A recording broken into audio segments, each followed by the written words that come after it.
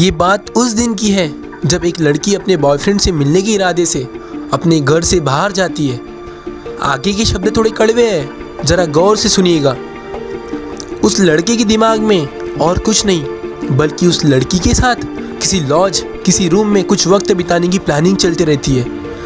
लड़की भी इस बात से एग्री होकर एक जगह मिलने जाती है। कुछ ट्रैफिक ज़्यादा होने से उस लड़की को उसका प्रेमी यानी बॉयफ्रेंड बोलता है, मुझे 1 घंटा वक्त लगेगा, तू मेरा वेट कर। ठीक है, यह बोल के उस लड़के की प्रेमिका वेट करती है। जहाँ पर वो खड़ी रहती है उसके सामने कई लोगों की भीड़ जमा होती है। पूछताछ करने पर पता चलता है कि थोड़े ही देर में यहाँ कोई मैडम आने वाली है जो कि IAS अधिकारी है और 45 मिनट की उनकी स्पीच यानी भाषण वहाँ होने वाला है। वो लड़की सोचती है वैसे भी 1 घंटा टाइम पास ही होगा, इससे अच्छा IAS मैडम की स्पीच ही सुन लेती हो। जैसे तैसे वो अंदर जाकर एक सीट पर बैठ जाती है। लगभग 5 मिनट बाद वहाँ एक मैडम आती है जिसको देखकर सभी लोग खड़े हो जाते हैं। ये कोई डर नहीं बल्कि ये तो उस IAS ऑफिसर के लिए लोगों द्वारा रिस्पेक्ट थी। IAS ऑफिसर कोई ऐसे ही थोड़ी ना बनी थी। वो मेहनत, लगन, घंटों तक पढ़ाई, कई चीज़ों का त्याग, लोगों की मदद करने की सोच, त्योहारों पर रिलेटिव्स और खुशियों से दूर और न जाने कितने कितने बलिदान। भाषण शुरू होता है। सभी लोग IAS मैडम को ध्यान से सुन रहे थे।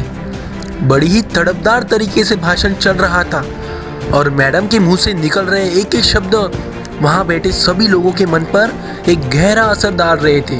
खास करके उस लड़की के मन पर जो अपने बॉयफ्रेंड के साथ मिलने के इरादे से गलत राह में भटक गई थी। IAS मैडम का एक एक शब्द मानो एक नई एनर्जी और पॉजिटिव थॉट्स के साथ उसके दिमाग में जा रहा था और उसके मन में प्रवेश कर रहा था। वहाँ बैठे कई लोग IAS मैडम के शब्दों से मोटिवेट हो चुके थे। एक तरफ IAS मैडम के निकले शब्दों से कई लोग अपने भविष्य में आने वाले उतार चढ़ाव से लड़ने के लिए अपने ही मन को मजबूत कर रहे थे, तो एक तरफ मन ही मन उस लड़की ने खुद से कहा कि अब वह गलत रास्ते नहीं जाएंगी, अब बॉयफ्रेंड और टाइम पास बातों से वह नहीं भटकेंगी और मेहनत करके जीवन में कुछ करेंगी। यह विचार के साथ जैसे ही भाषण खत्म हुआ, कई लोगों की भीड़ के साथ वह लड़की भी मैडम के पास पहुंची।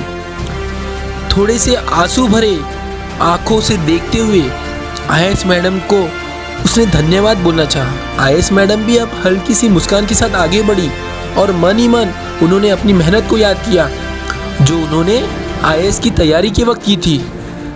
एक लड़की और वहाँ बैठे कई लोगों की सोच को मजबूत करते हुए वह सोचने लगी कि अभी तो ऐसी कई लड़कियों को उनकी ताकत, उनके जज्बे को अनुमान लगा के देना है। ऐसे कई कमज़ोरों, कई गरीब, कई भटके हुए इंसानों को उन्हें अच्छे रास्ते पर लाना है।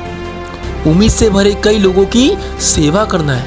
IAS पद मेरे लिए एक अवसर लेकर आया है जहां मुझे कई मौके मिलेंगे।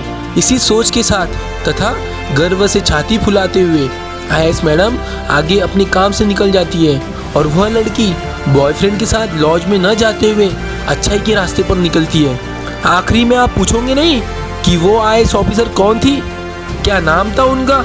तो अभी इसी वक्त अपने घर के आईने में या अपने मोबाइल के सेल्फी कैमरा में देखो, आपको उसमें कई कमज़ोर लोगों की, कई लड़कियों की, कई गरीब लोगों की, कई उम्मीद से भरे हुए लोगों की उम्मीद दिखेंगी और वो उम्मीद और कोई नहीं बल्कि आप खुद है।